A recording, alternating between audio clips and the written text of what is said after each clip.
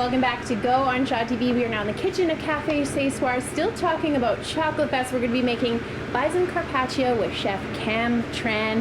How do you incorporate chocolate into Bison Carpaccio? Into Bison itself. I just currently using Bison tenderloin, but this is a chocolate and coffee rub that I made myself. It's quite complicated to make the spices because it consists of 18 different spices all in there, but mostly pure chocolate cocoa, like cocoa powder and coffee itself. Now I have a frying pan that's going right now. It's super hot. So this is a technique I do, but there's many methods of doing this as well. One is coat it and you freeze it and you slice it thin. But I decided to do sear it because I want to get the nice caramelized sugar that is actually in the rub itself. Don't wait until the pan is hot.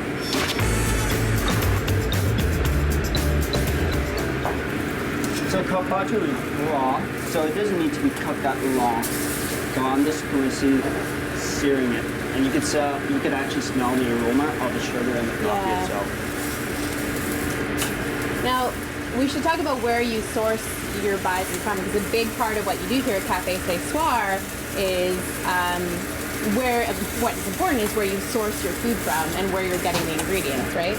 Yeah, most of my meat and everything, I actually visit a lot of local farmers and I try to get using local products. So the bison meat itself is actually from my friend's farm. He lives in Rosa, Manitoba. So that's close to the border, and he owns a 500-acre bison farm. And that's where I get my meat actually from. Now, because this is hot, carpaccio is normally served cold, so now I'm just going to put it in the fridge for a while just to cool it down just a little bit. Now, just let it allow it to cool down when it's cold. So carpaccio is thinly sliced, as said, in France, normally it's frozen. And I'm sorry, I should have mentioned this earlier. You just mentioned French cuisine. Cafe Ce Soir is, of course, a French restaurant. You yourself were trained in France as well, right? Yes, I was actually trained here, and I have my chef degree from Red River College. Okay. But I was trained in France for my professional pastry degree.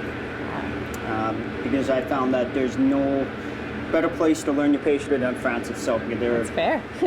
They're really expert in pastry. There we go, nice and thin.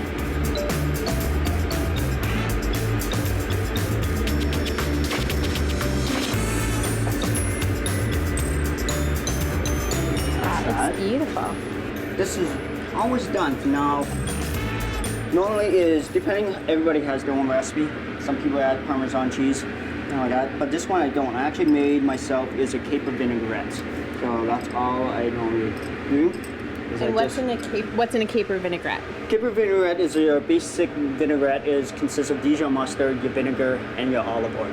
Okay. That's your basic ingredients, and then I incorporate it with shallots and also caper itself. So it's not as complicated as long as you just get the portion right and you get the texture.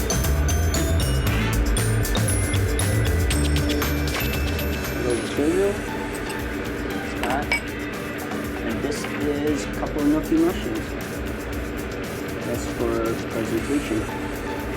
Now, final, because I want more taste of the chocolate cocoa rub, I have a few sprinkles from on top.